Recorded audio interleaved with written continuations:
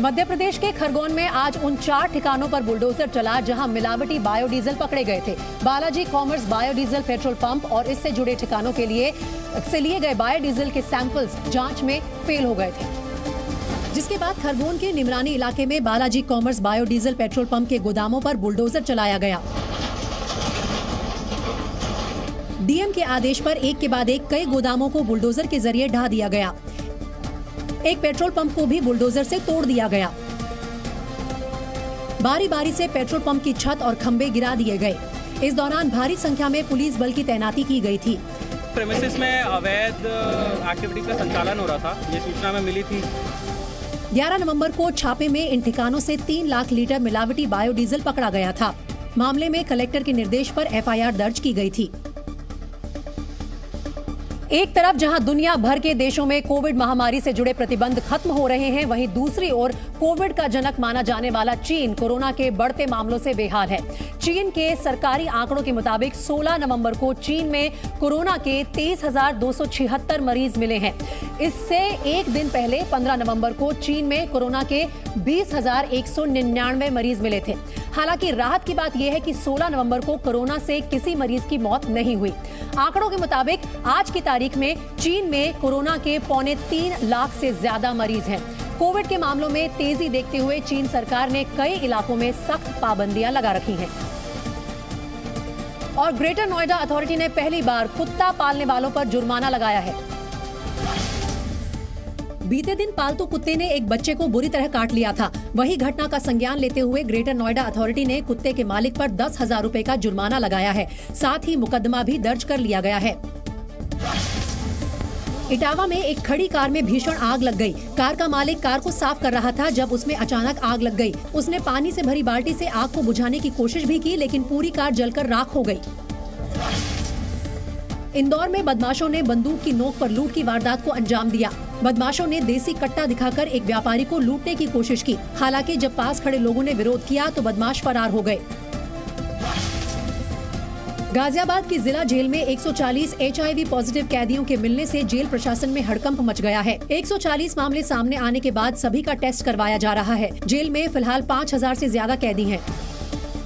आज कांग्रेस सांसद राहुल गांधी ने मीडिया को एक चिट्ठी दिखाई। राहुल ने दावा किया कि ये चिट्ठी विनायक दामोदर सावरकर की ओर से अंग्रेजों को लिखी गई थी। चिट्ठी के बहाने राहुल गांधी ने बीजेपी पर निशाना साधा, जिसके लिए भारत जोड़ो यात्रा लेकर महाराष्ट्र के अकोला पहुंचे राहुल गांधी मीडिया से मुखातिब हुए और इस दौरान उन्होंने मीडिया को एक डॉक्यूमेंट दिखाते हुए उसे विनायक दामोदर सावरकर की चिट्ठी बताया। सावरकर जी की चिट्ठी है जिसमें उन्होंने अंग्रेजों को लिखा है, सर मैं आपका नौकर रहना चाहता हूँ।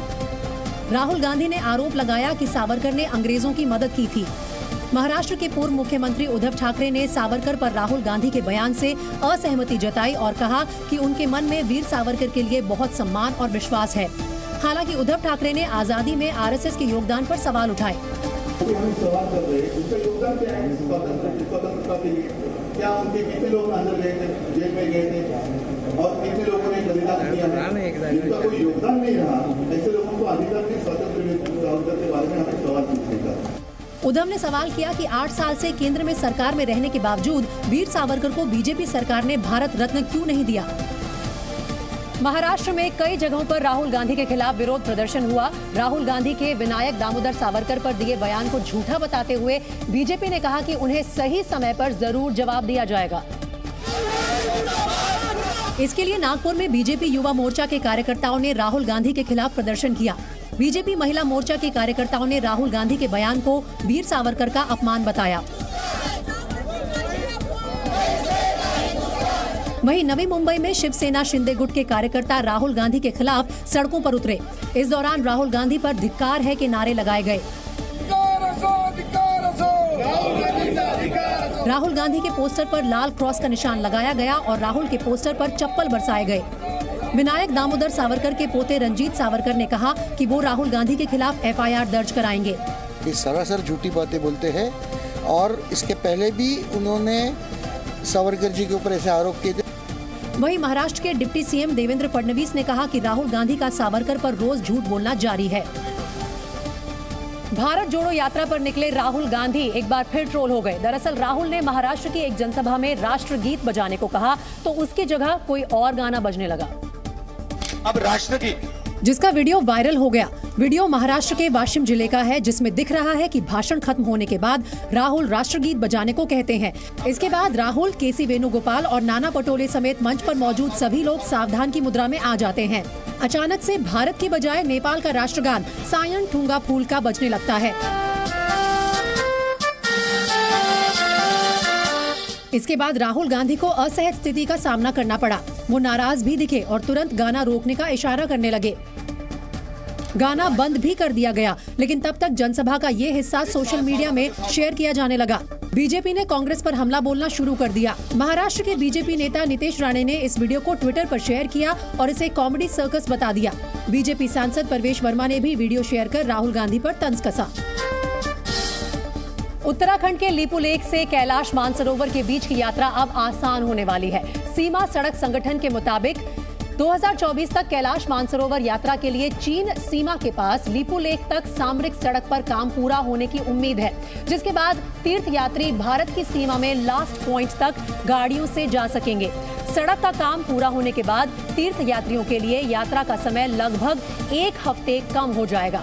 लिपुलेख और कैलाश मानसरोवर के बीच यात्रा के समय को कम करने के लिए मार्ग के कुछ हिस्सों में सुरंग बनाने की भी योजना है। नए मार्ग में पिथौरागढ़ और फिर लिपुलेख दर्रे तक की यात्रा शामिल है। पिथौरागढ़ के धारचूला से कैलाश मानसरोवर की दूरी मात्र 115 किलोमीटर है। वहीं ऑस्ट्रेलिया के सिडनी में भारी बारिश के बाद इतना पानी भर गया कि सड़कें डूब गई और पानी घरों के अंदर तक पहुंच गया। भारी बारिश के बाद सिडनी और फोर्ब्स में बाढ़ के हालात बन गए हैं, जिनसे निपटने के लिए न्यूजीलैंड और सिंगापुर के सुरक्षा कर्मियों को बुलाया गया है, जिन्हें न्यू साउथ वेल्स के बाढ़ प्रभावित इलाकों में तैनात किया जाएगा ताकि वो रेस्क्यू टीम की मदद कर सकें। सिडनी में बाढ़ का पानी सड़कों पर ऐसे दौड़ रहा है मानो नदियों ने रास्ता बदल लिया हो। घरों में पानी भर जाने से सिडनी और फोर्ब्स के लोगों की मुश्किलें बढ़ गई हैं। लिहाजा लाइफ सेविंग बोट से लोगों को रेस्क्यू किया जा रहा है।